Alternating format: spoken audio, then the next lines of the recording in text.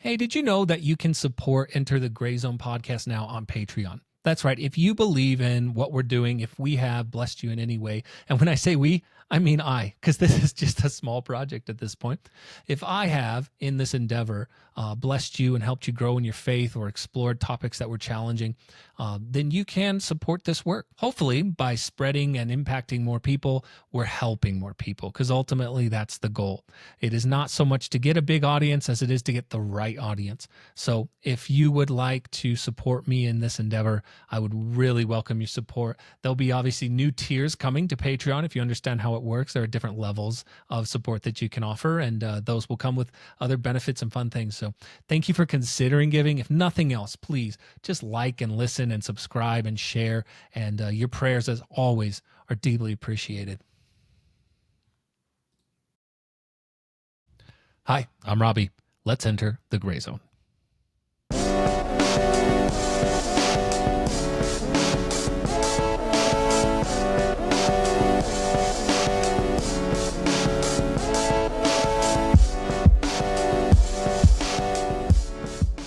Well, hi, and welcome. Thank you for entering the Gray Zone. I am Robby Ortiz, and it is a pleasure to have you. This is the podcast where our theories will go to die, our theology gets tested, and as always, we remember on the other side of every issue is a person whom God loves. We enter this gray space rather than letting our world be defined by black and white binary thinking. We go to the hard places, we ask the hard questions, and hopefully we do it in a way that helps us grow in our love and our Christ-like posture towards others. Today we have Greg BASCH. Greg is a leadership consultant, and he has spent many years in ministry and leadership at Elevation Church. He is really open and honest with us. He talks about his time there and how good it was, but also his decision to leave really at the high point of his career, as high as he could go in that well-established church. And he talks about the change in that season, the grief that he went through. We also spend some time talking about the gray areas of leadership in church. It can be a really kind of binary sort of thing where it's like, should we just focus on leadership or should we just sit back and let the Spirit do everything? Small churches saying, well, they're small because we're the only ones teaching the true word and being spiritual. Versus also going maybe too far in leadership and just making everything about systems and structures and leaders. We talk about, the problems of the cult of personality and, when we become a church or an organization that is focused around just that one person, and when that one person falls, it all falls apart. So it's an honest conversation, but I think it's also very positive. We're not out to make anything or anyone look bad, but just wrestling with these topics and asking those questions. So I hope you enjoy it. Here's my conversation with Greg BASCH. Well, welcome and thank you for entering the Gray Zone yet again. I'm Robby Ortiz, and I'm so excited to be talking to a guy that I am just now getting to know, and I think he's got some amazing stuff that I've been seeing in leadership, and that can be a topic that is overdone, but also I don't know if we can ever say enough about it. So I want to welcome to the show Greg BASCH. Welcome. Hey, thank you so much. Excited to be here in the Gray Zone. That's a good setup to leadership. It's way oversaturated, but also so important. It's one of those topics, it's like we can never say enough about, or at least repeat some of the important things over and over and over that need to be said about it. And so you're in that space, Greg, and you can kind of give us a little bit of an appropriate bio, but you do leadership training and consulting and coaching, all kinds of stuff. Would you tell us a little bit about the business or the program that you run? Yeah, my focus is helping organizations get better at developing leaders. So, whether we're talking about the church trying to raise up volunteer leaders or find people to come on staff, or within a business context, everything gets better as our people get better. So I kind of view leadership development as the biggest linchpin element to any healthy organization. Is if we can continue to grow our people and then attract more good leaders, everything else we do is going to rise. So that's what I've been focused on the past few years. Started in vocational ministry at Elevation Church, was doing that for about 8 years. And then about 2.5 years ago, I transitioned into working with people kind of all around the world, which has been a very fun change. That is really fun. And you're I guess, would you call what you're doing now, because you're working in and outside of church spaces, does it still feel like this is your ministry? Do you feel like I have stepped into my calling, or is that too strong a word? Yeah, I do think it would be an expression of ministry in my life. I feel like it's the thing that God has given me to give to the church and to the world. Whether or not that's a lifetime calling or not, I don't know if I'm ready to commit at that level, but it's definitely something I feel like God has put in me and has been leading me to kind of bring forward and help people with for a long time. Yeah, I think I have experienced enough change in careers and life and geography to know like I've given up trying to say this is my thing forever. I'm just kind of ready for God to send me wherever he wants. Maybe that's a good Yeah. way to be. But so what drew you into that space? Did you grow up thinking, hey, I'm a leader, I'm the captain of the football team or the debate club, or, is that something that you've always felt was something you were good at? Was it more of a learned thing? Did you just fall into it? Like, take us back a little bit on what maybe formed Greg into the kind of guy who found himself in those spaces. Yeah. Yeah. Looking back, I do feel that I kind of growing up naturally landed into leadership roles, either formally or informally, whether that was just in, friend groups, being kind of the ringleader, or on sports teams. I played lacrosse, so being a team captain on the lacrosse team, things like that. Always, I think, came a little bit naturally. I don't know if that's in my DNA, being an 8 on the Enneagram or that kind of thing. But I think where I started to get a lot of clarity around this was when I started working in ministry, even before I was on staff and getting paid to do it, as a volunteer. When I was in college, building a ministry on our college campus, then coming to work at Elevation when I was young, I found out very quickly that in spite of all the things that we do, whether that's, programming services or marketing or building kids ministries or recruiting volunteers, all the million things that go into building the church, they all kind of come down to one thing, which is, do you have good leaders? Because if you have good leaders, then everything else you want to do is going to get done. It's going to get done better. We're going to be able to move faster. We're going to be able to accomplish more. So that was kind of the central epiphany for me, was realizing if we can get really good at the one thing that affects all the other things, then there's nothing that can hold us back. So that kind of became my calling card, or my focus or my reputation throughout all my different seasons of ministry, um and yielded a lot of really awesome fruit, getting to see people step into their own potential, step into their confidence, step into their calling. That kind of became my highest form of gratification in ministry. As cool as it is, to see the church grow and to see people come to Jesus and get baptized and everything, obviously we'll always celebrate those. But for me, getting to see someone start from, a place of insecurity or a place of not really knowing who they are, and then stepping into a lot of boldness and being able to be used by God, like that has become my scoreboard as a leader. So that's where it all kind of began for me. And now that's what I travel and try to teach people about. I appreciate that leadership is something that is obviously biblical, that we see. I think some people would resist you on that. Do you ever see that? Because I see it as we have lots of leadership examples through the Old Testament. There's setting up of families and authorities and cities and leaders, and God's constantly looking for leaders to lead under him, obviously. And even in the early setting of the church, and Paul and Peter and the early church fathers are creating order and leadership. But do you ever get pushback in the church space? I know you work in both spaces, where it's like, is this really the key thing? Like, shouldn't we just be praying more and that'll fix everything? Yeah, sometimes. And I think it's because, like so many other things in our day and age, we've kind of commoditized it to the point where when people hear the word leadership, sometimes they think that it's just a hack, or it's just some sort of, strategy to engineer a result, rather than what I think would be the proper kind of biblical way to see it, which is that it's a gifting, it's a vocation, it's a certain anointing that God gives people. And certainly God has used leaders all throughout the story of his people and his kingdom.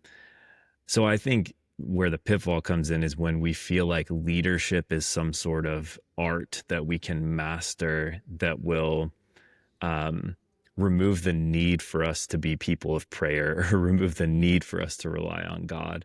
And certainly that shouldn't be the goal. Sometimes it does become that, but I think the goal in our context is that we become leaders who take our positions of authority very seriously, who wield our influence for people's good and not just for ourselves, but also that we never get to the point where we think that I'm such a good leader that I don't need God anymore. I think they certainly go hand in hand. God always has used good leaders, throughout history and throughout scripture. He's also used people that had no gifts at all.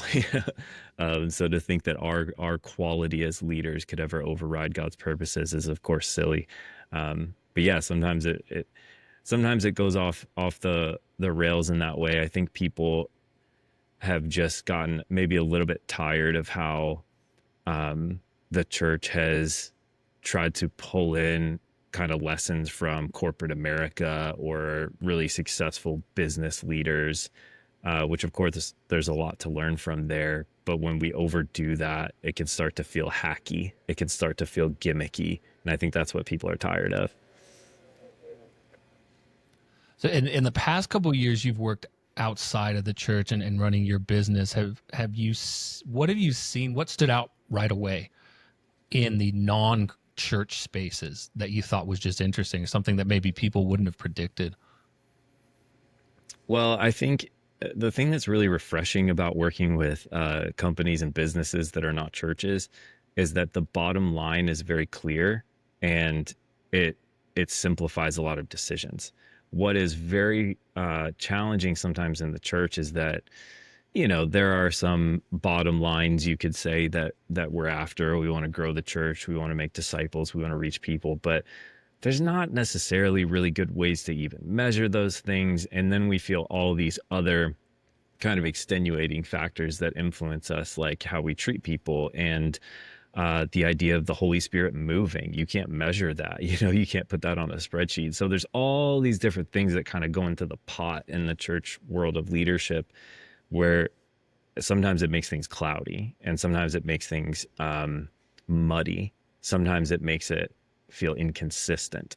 Whereas when I'm working with a company, it's, hey, we need to maximize revenue. And yes, we can still do that in a way that's respectful and honoring of people. We don't have to be um, immoral, or unethical in how we go about that. But there's just a very, very clear target, and it makes things a lot simpler. It makes personnel decisions a lot simpler. If someone's not performing over a certain period of time in a business that needs to make money, there's no other choice but then to let that person go. But a lot of times in the church, when someone's underperforming, we will hold on to them and make excuses for them for years because we feel like to fire them would be unchristian in a way. And I don't know if anyone would ever say it quite that directly, but that is the feeling that a lot of church leaders live under, unfortunately. Or even just in a nice way, like a loved person. Like, this person has been here forever. People love Right. them. They're wonderful. They're kind. They're gracious. They're filled with the fruits of the spirit, and they cannot do their job though anymore. So Right. I have compassion for that. I do. Yeah, and that's interesting. That the bottom line, you're right, because I've been a pastor and I've worked in, a very big, I I'm trying not to use the word machine, but I mean, you have a large multi-site Right. church. There's things that you have to turn cogs to make things just operate properly, um, and that does though become a challenge when you are the body of Christ, and your bottom lines are things that will not be complete until Christ returns. So setting up what those wins are as you go can be really challenging. It's like, okay, we count butts and seats? Do we count baptisms? Do we count discipleship graduates? And I think all of those things help, but it's a tricky space. I agree. We're talking about how do you measure leadership, the importance of it, the goals and objectives in a church space. Um, Most churches would measure growth and say, we're growing, more people are coming, more people are tithing, ergo our church is healthy. What have you seen in your experience, and what do you see maybe with the churches that you work with? Is there a gray line, or is there a really clear black and white line between how much growth is healthy, or can you tell the growth that is occurring is in a healthy environment? Because we're talking about church leadership, and I know I'm giving you a lot here, but I just want to give you free reign a little bit. The church is, very unpopular right now.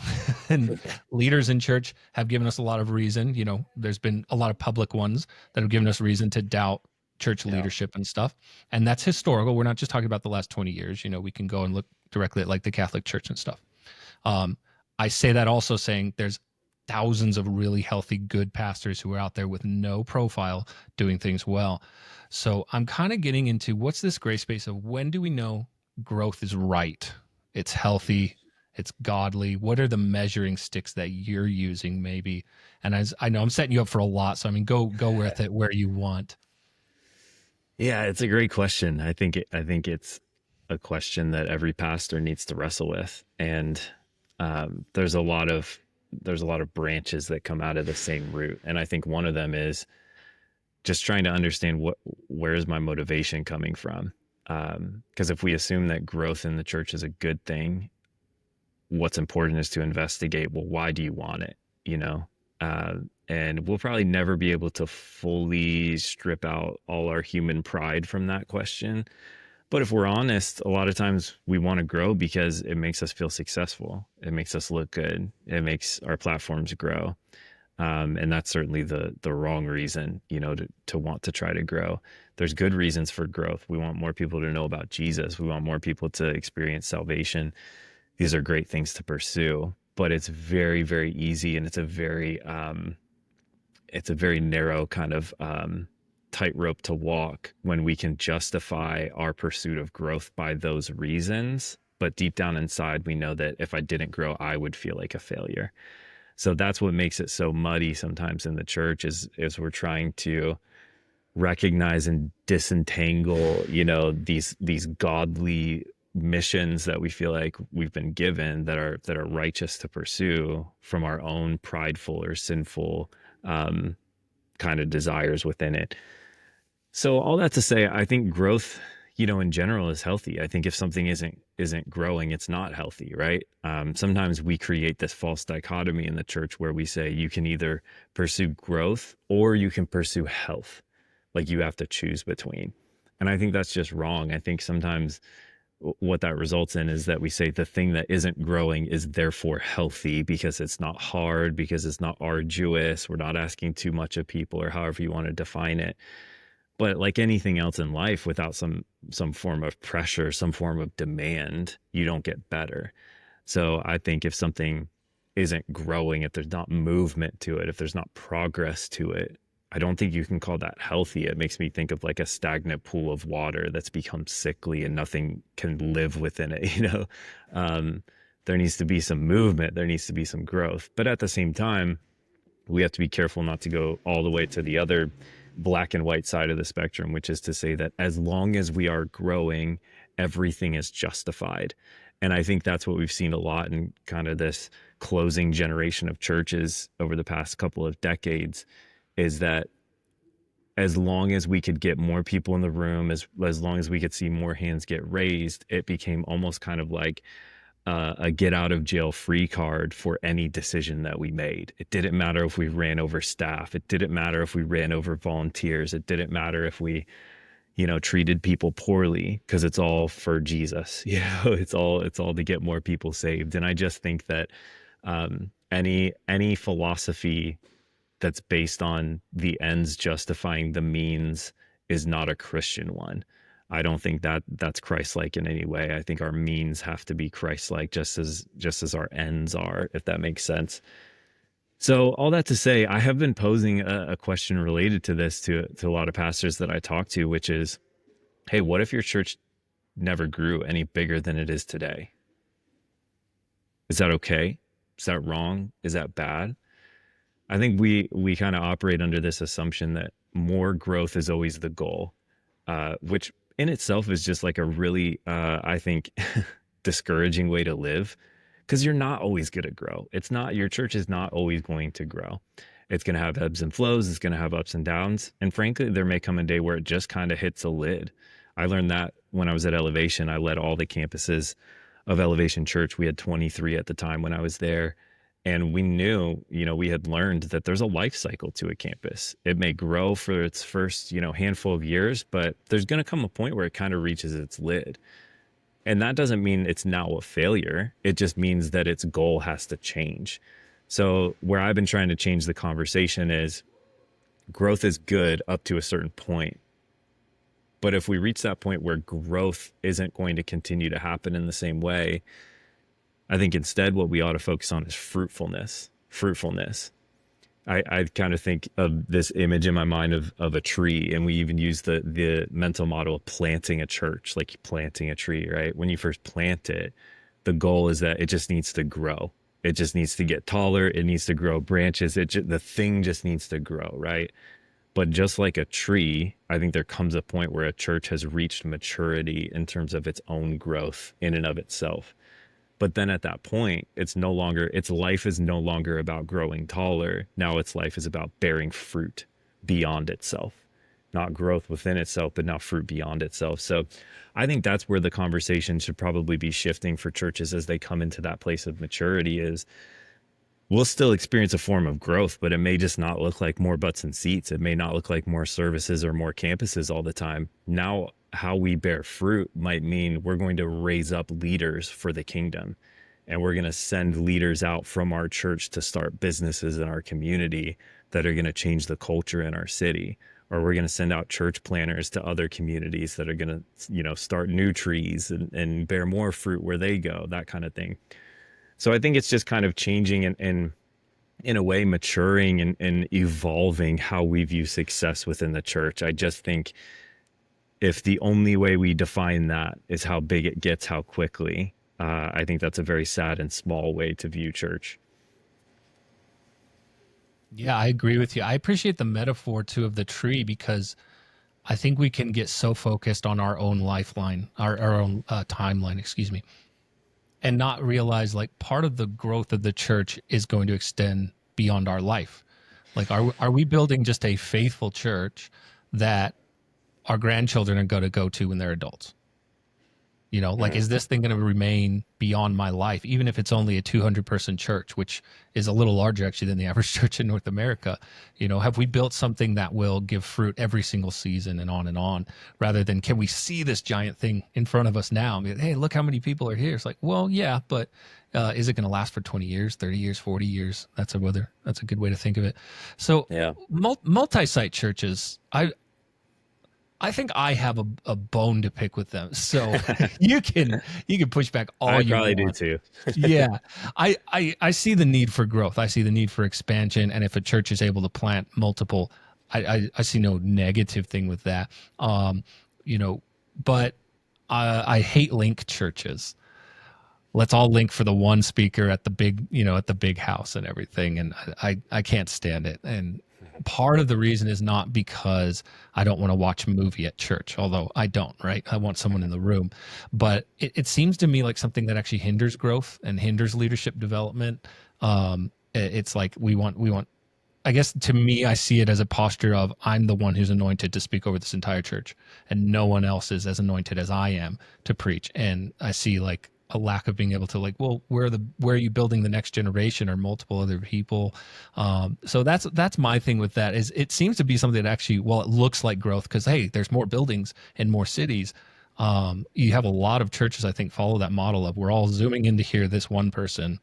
What do you, I mean, do you agree? Do you want to fight me on that? Or, it's just something that I think we should talk about when we're thinking about growth. Yeah. No, I don't want to fight you on it. I do come from a church where, we were one of the foremost multi-site, streaming style churches in the world and still is. So I've built that model. I've launched campuses in all sorts of different places based on streaming in a preacher from hundreds and thousands of miles away. So I've seen it inside and out. And I don't think it's only ego driven, although sometimes that may creep into the calculus of it. There are pragmatic reasons too. One of the things we would say all the time at Elevation is, hey, you've got 20 plus campuses. If you had all the pastors of those campuses having to put the time and energy it requires to prepare and preach messages every single week, that's a lot. But if instead we could have one person doing that, it could be a much more efficient use of our kind of leadership resources, because now we've got all these leaders who don't have to put in half or more of their week into preparing to preach, and now they can focus on doing other things, pastoring their campus, developing leaders, that kind of thing. So there is a pragmatic reason to it. But I agree. I think it can be very limiting. I think, first of all, I think it's worth saying that we have had to, whether consciously or unconsciously, redefine what a pastor is in order to allow for multi-site churches. If you go back a few generations, it wouldn't have even made sense to someone to say, I am the pastor of that group of people 200 miles away that I've never been in the same room with. Um, it just wouldn't have even calculated. So we've had to, kind of gradually reshape even what we mean by pastor in order to make that make sense. So a multi-site model really kind of it forces you to reckon with what is even your definition of what a church is, let alone what a pastor is. So I think anybody who's considering that route needs to start there and do that work. But I agree. I think it's limiting. I think, number one, when a church is built all around one person's gifting or one person's personality, that's a massive liability. And we just have so many examples that we could point to over the past few years of it was all built on that one person. And the moment that person fell, everything else kind of crumbled. And then you had a whole big congregation of people that were left, in the remains and the wreckage of that we had to try to, figure out how to rehabilitate.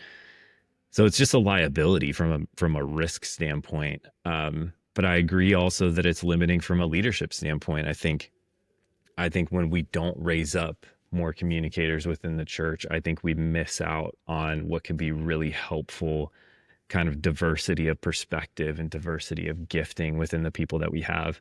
I also think it limits your ability to attract leaders, frankly. I think when we tell someone as a leader, this is the most you could ever do within our context because that, platform is for that person and no one else. I think that's going to really diminish the pool of leaders that you might be able to bring alongside you to the mission that you're trying to build towards.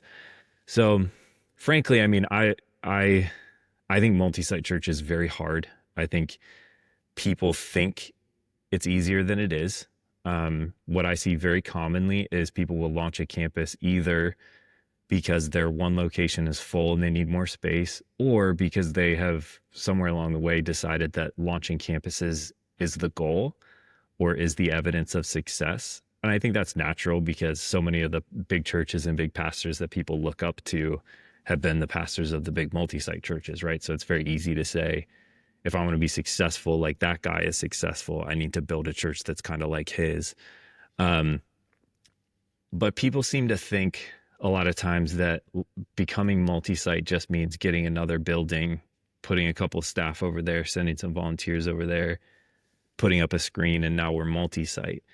And that almost never works out when we treat it that way. Instead, we really need to view it like it's an entire organizational kind of evolution. It's not just launching a campus. It's your church has to become a multi-site church. It's currently not one, and it needs to transform what it is in order to accommodate having campuses. So I generally caution people not to do it just from a difficulty standpoint. I've seen it go poorly too many times. I think it's a unique church that can do it well, but also I'm just not sure it's the best way. I just don't know why we're not focusing more on raising up great church planners that can go launch more churches and kind of let them grow on their own. I've also recommended to more people that, hey, if you are going to go multi-site, you should consider, having live preachers at your locations. There's a lot of churches that are doing that now, with really good results, and it's a harder leader to find, someone who can lead a campus for your church and preach at a high level. But I think it's worth working towards and it's worth developing. I think that's a really durable model to build a church on. I agree. It kind of bulletproofs the church a little bit more. And like you're saying, it's you're actually developing someone. You're Right. not just getting like someone to manage that building and group of people. It's like, no, let's lead you into the space where maybe you branch off and go plant a whole new church and you're ready to do it because we've actually trained you and allowed you to have the space to do that. Yeah. I really, I want to go back to what you said about, yeah, redefining pastor, because that's a real passion point for me. I think if you're not laying hands on the sick, if you're not out in the community, if you don't know your people, I think you lose that title a little bit. And that maybe sounds a little bit hardline. I don't mean to be judgmental of anyone, but I think if you're going to hold that title, you need to do the pastoral work. You need to be praying for and in the homes of people who are not on your payroll and who are not or are not high level donors, basically. And I've unfortunately Right. seen that up close where that is the case. I mean, you call yourself an executive communicator. Mm. Nothing wrong with that. You know, we Yeah. need great preachers, and maybe they're not the ones out there. But, anyways, that's my side thing. Um, we could go on and on about that. You let's can we talk about your personal walk a little bit, your journey, because you were anyone would look at your story and your time at Elevation and be like, that is successful. What you were doing, you were good at, and you were receiving more and more responsibility and growth, and you chose to step away. Do you want to talk about that process and maybe what was going on for you, your heart there, and as well expand on what did the process of leaving look like? Can you talk about leaving well, or maybe lessons you learned that if you went back, you'd do it differently? Yeah.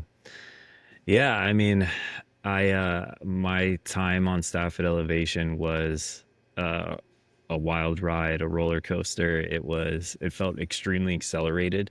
Um, when I first came on staff, it was all I wanted to do with my life. I had no visions or ideas of ever doing anything else. I was ready to die at my desk, at Elevation. Of course, I was 24 when I came on staff, so I probably didn't know what I was talking about, but it was a church that changed my life. I started attending when I was in high school. Saw God do a lot of really amazing things in my family and in the city I grew up in. So it meant a lot to me, and it was the dream, to work there. And then not only getting to work there, when I first came on, I would have gladly, cleaned the bathrooms if it just meant I could be a part of it. But to experience the kind of growth that I did while I was there, to get a lot of really cool, unique opportunity while I was there. Um, and I think in my wildest dreams, I would have hoped that I could be doing the kind of thing I ended up doing sometime before I retired, literally. Hey, maybe 20 years from now, I'll get an opportunity to lead at this level. Well, I kind of got everything that would have fallen into that category of wildest imagination by the time I was 32, and I don't say that from a standpoint of bragging. It's just it was a crazy experience, and I was really grateful to be trusted at that level, and get to be a part of the leadership team and lead the campuses for Elevation, do a lot with leadership development. But then there was also this kind of really interesting um, disillusionment, which was after reaching the mountaintop, that I had been looking towards. You get there and you kind of realize, this maybe isn't as awesome as I thought it would be, And I think part of that's human nature, part of that's the hedonic treadmill, right?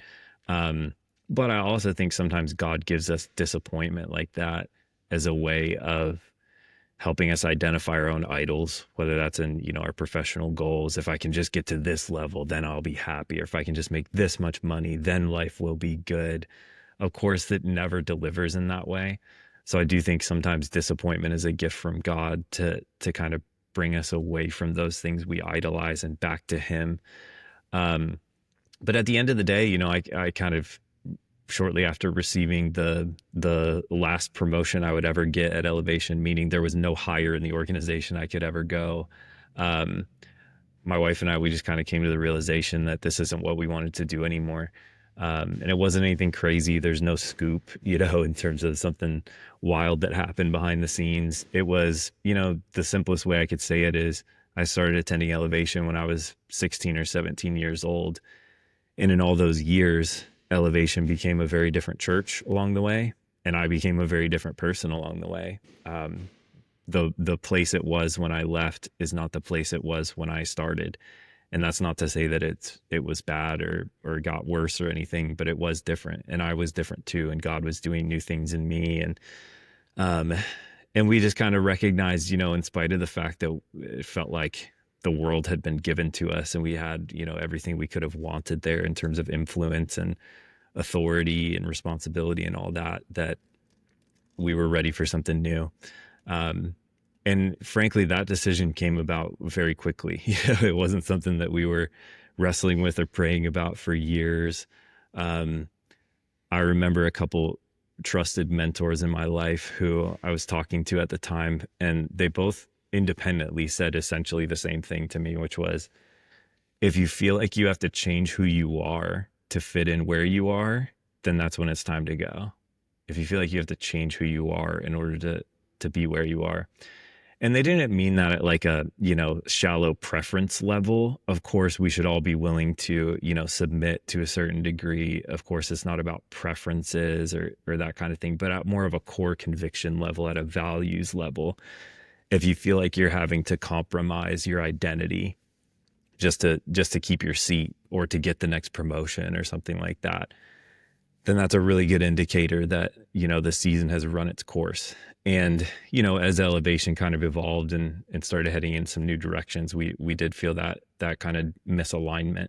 So that made things clear to me pretty quick. And I've always been a quick decision maker when it comes to big life decisions. I proposed to my wife 4 months after meeting her.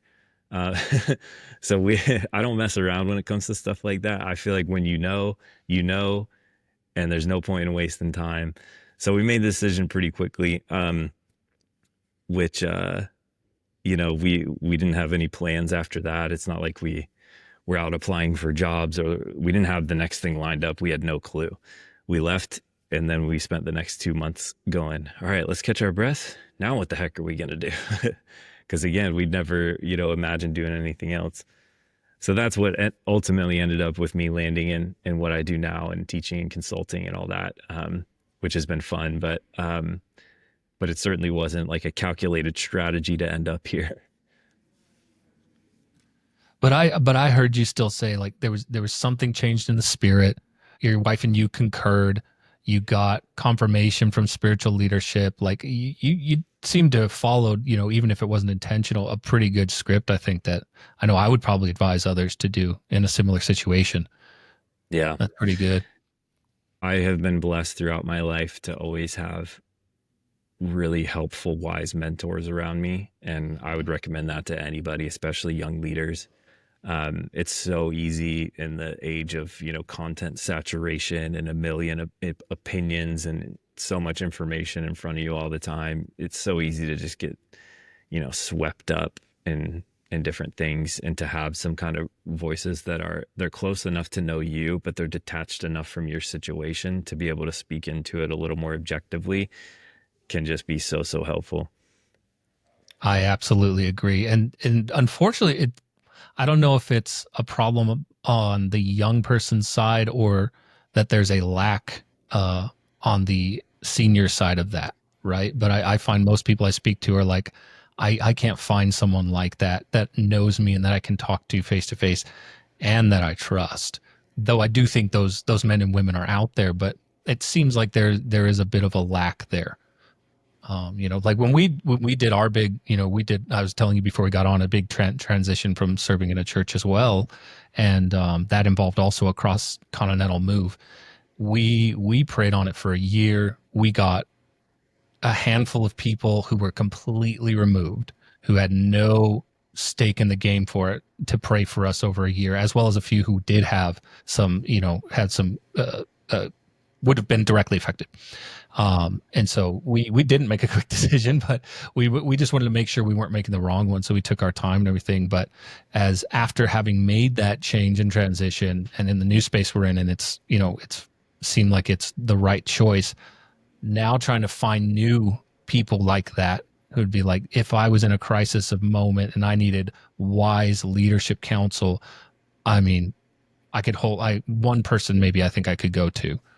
Yeah. And I think that's a lack for a lot of younger leaders. And I guess I'm trying to find those people in our churches and develop those senior people. Even though I'm younger than them, I'm trying to find those people and speak into their life. Be like, you can fill this fatherhood, motherhood gap in our church, because it's actually a leadership role. And I think we don't call those people into that space as much as maybe we could. I think they're out there, Yeah. but we're not finding them. Yeah, that's a really good observation. I think that comes from two big things come to mind. One is I think in general, modern society, we're just less connected than, our previous generations would have been. Yeah. We're more digitally, in proximity to people, and we have fewer real human connections with people. I think that's part Mhm. of the cross we bear in terms of the tech generation and the digital world that we live on. We're just losing, just having neighbors and having community and having meals with people and that kind of stuff. But the other thing is, I think sometimes the church contributes to this problem because for whatever reason, we love subdividing people in the church based on their gender or based on their age. And I'm becoming a loud advocate that we need to stop doing this. I get it. I understand. There's some things that are unique to middle school boys that we need to talk to middle school boys about, and that's fine. If you do a women's event once in a while, it's not the end of the world. But in general, I think part of what makes the church beautiful is its diversity, is its multi generationality. I think, even looking at the early church in Rome, what was revolutionary about it is that you would have, servants praying together with people in nobility across class lines, across national lines, gender lines, all that sort of stuff. I think that's one of the secret weapons of the church, and yet we seem so eager to waste it by just subdividing people into these little identity categories all the time. I think we need more elderly people hanging out with young people. I think we need more married couples spending time with young adults, things like that. I think that's a beautiful thing to foster, not to work against. I agree with you. I think it comes with we have a very individualistic, consumer based society, and our churches unfortunately got sort of tainted and caught up in that user experience. And let's make sure the single moms have this, and the families have that, and the seniors have this, and the middle school. And like you said, there's a place for that. But the best part about it is that one room schoolhouse vibe. It's like we're Yeah. all on top of each other, mixing with classes and races and ages and genders that we would not mix with anywhere else in society. And Yeah. I pray the church gets more of that back. I agree with you. Can we go back to your story a little bit? Talk about leaving. Did you experience any grief? Because that's a long time to be serving in a place and then to just step away. And I think a lot of times when we make that sort of change, people don't realize, oh yeah, they're moving on to their next thing. It's going to be positive. That's cool. But there's a sense of loss that happens. We experienced that very deeply. Did you find that the same? Yeah. Yeah, absolutely. I remember probably the day that I left staff at Elevation, talking to another mentor who he had actually previously been on staff, and had left a year or two prior to me. And his advice was, you just need to be prepared to feel waves and waves of different emotions for the next couple of years. And he was absolutely right. And even though he was right, I didn't even fully grasp what he was saying until I walked through it. Grief, in droves. This was the place where my wife and I met each other. We both started attending when we were kind of just starting our life as adults.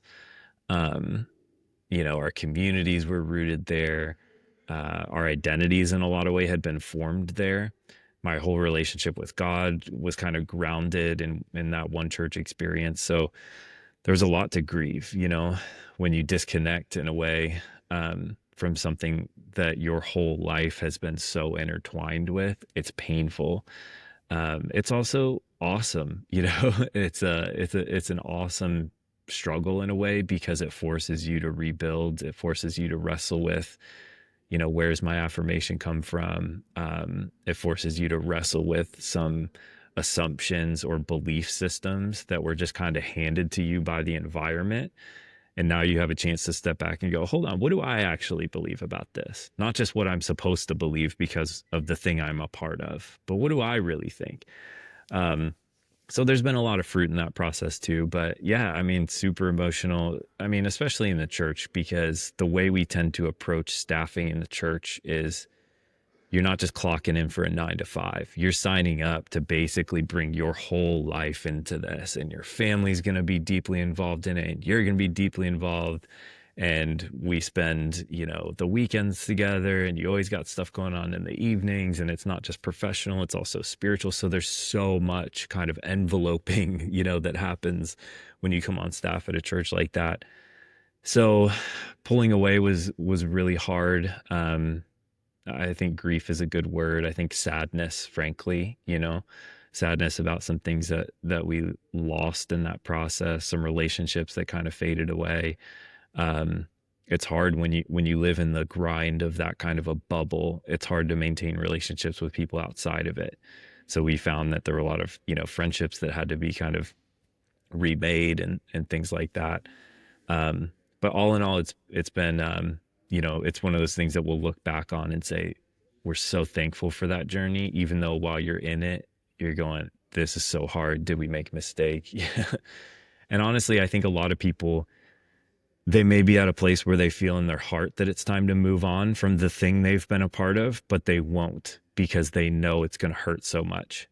Even if they're in that place where the spirit has moved, or they feel that conviction or a misalignment, and they know they should move, they're looking out the door and going, it's going to be really rough out there. It's and even though I know this isn't right anymore, I'm going to stay inside where it's comfortable. And unfortunately, there's, I think, a lot of people in the church world that are in that place, and I think there's a lot of people that are languishing in that place. I think you're right. And I'm sorry that that was hard for you, because I can completely empathize in that situation.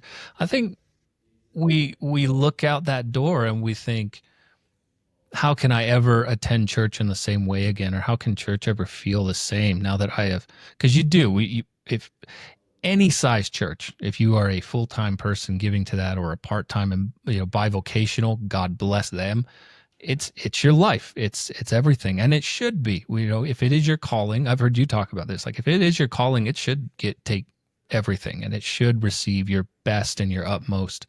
But stepping into a place where you're like, okay, I'm laying that down now, I'm stepping into something completely unknown, is scary, and it's human to avoid pain. Yeah. But I think in our story, and all the tears, and our kids, crying themselves to sleep, we also found a new side of God that we had not met, and that was really necessary. And it was, it's, you go out of Egypt and now you're in a desert, and you're like, what is going on? Where's God? But he renews things, he restores things, he Yeah. brings new growth, and he's shown you, this whole new thing that you're stepping into. Yeah. Anyways, I could go on and on about that.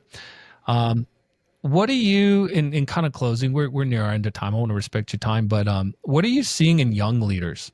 What are young leaders? I always ask everyone. I ask you, like, what are you seeing in the new generation? What are they showing you? What are they unique in? What gives you hope? Because we have a lot of young leaders that are ready to take on the mantle, and I think that they're doing things better. And but I also think that they have things to learn.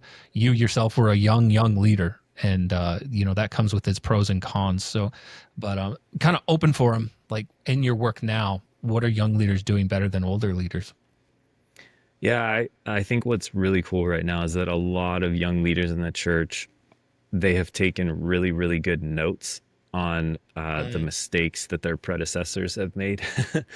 um, and I mean, I just see everything in the church as kind of swinging on this pendulum of reaction, overreaction, and reaction again, where I think we're kind of in the closing chapters of a certain generation of church, which was this highly attractional, quote, relevant, growth minded, super evangelistic church. Um, that that's not a bad thing. It was a response to a prior generation of church that felt irrelevant, that felt stuffy, that felt oppressive, that wasn't attractive to people. So then we created this new movement to correct that. But then every correction we make, ultimately, if we stay with it too long, it goes too far, right? And so now we're starting to see, I think, the pendulum swing back a little bit. So that's what's cool about young leaders, is I think a lot of them have seen the kind of ends of a hyper growth minded, like platform minded approach to ministry. they've seen where it can do good things, but they've also seen how it crashes and burns a lot of the time. They've seen how a lot of the leaders that they grew up idolizing crashed and burned themselves, for whatever reason. And so now we have a whole group of people coming up in the church that are going, I don't want to end up like that. And I've seen what it costs to build that thing. So what if we built something different? What if we built something that didn't cost us our souls to do it? Um, so I think that's good. I think there's actually a lot of wisdom in young leaders in the church right now. And where I see that manifesting is actually kind of ironically, it's young leaders that are looking to what is really, really old as their inspiration rather than looking to what's recent. So a lot of young leaders are studying the church fathers, and the desert fathers, and they're studying Catholicism and the Reformation and some of the like historical background of the church that frankly, I didn't even hear about any of that stuff when I was growing up in the faith. No one cared about that. It felt boring. It felt irrelevant. And now we have people going, hold on, let's get back to our roots. What did the church look like in its first century? What did they care about? What if we cared about those things, And I think that's really, really beautiful. I'm holding my breath a little bit because if we don't handle it properly, then it's going to become its own overcorrection, and then we'll be old guys talking about this going, we went way too far and now we need more fireworks and light shows in the church again. But maybe that's just, the inevitable path. But my prayer is we can find some happy moderation and this upcoming generation. But those are some things I'm really excited about right now: a return to discipleship, a return to spiritual formation, a return to church history, a return to like authenticity and presence and not just spectacle. I think those are really, really exciting, encouraging things in the church right now. I think I see the same things. I do. It's really cool to see them get excited about monks. Like, Yeah. that's awesome. I'm like, let's talk about monks. I love this. Let's do it. Yeah, that's really good, man. Any last word of encouragement that you would say to the leader listening, the pastor listening, the business owner listening, who feels like they're just banging their head against the wall? They're repeating the same thing over and over, and it's not having any fruit. They're even wondering if they should just hang it up, quit church, go make some real money, sell real estate or something. I don't know, but what would you say to that guy or that woman Yeah. looking at you now? Well, I think I would encourage them to look back over their own past and remind themselves that when we go through the hard stuff, when we go through the valleys, those also become the seasons that yield the most reward. I think that's true for every single one of us. The times we look back on it, we go, that was hell while I was in it, but I'm so glad I went through it. It's how it works. That's where our growth comes from. That's where we see God in a new way. I would say over the past few years of my life, although there have been times that have been some of the hardest in my whole life, I would say I've never felt closer to God. I would tell you that God has never, been so real and so present to me as he is now. And I wouldn't trade that for anything. So I think there's always a deeper intimacy on the other side of resilience. That doesn't make it feel better in the moment, but it does give perspective. And so sometimes just looking back on our own journey and remembering those things about what we've already walked through and what God has already proven to us can give us that perspective we need for the hard thing we're going through now. Beautifully said. Yeah, I agree with you. Where can people find your work, Greg? If they want to connect with you, if they want to maybe get into some of your resources, you've got a lot of really cool content on your website. Where do we go? Yeah, thank you. You can see some of those resources at gregbasch.com. That's BASCH. I'm also on Instagram, always spouting off about something over there. And I have a Substack as well called Feral Faith that you can search. Oh, I didn't know about the Substack. I'm gonna have to check that out. I'm just starting to get into Substack.